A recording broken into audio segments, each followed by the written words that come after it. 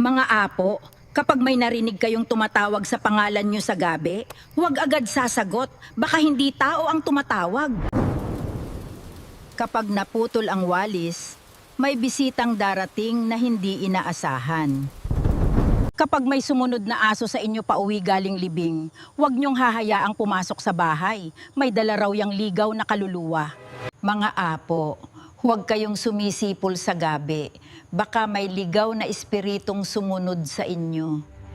Mga apo, huwag kayong magwawalis sa gabi, malas yan at mawawala ang swerte sa bahay.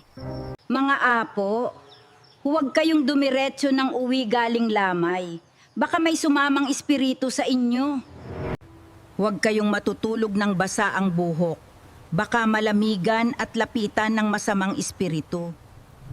Mga apo, huwag kayong magsusuklay sa harap ng salamin pagsapit ng 12:00, baka may ibang mukhang sumilip sa likod nyo.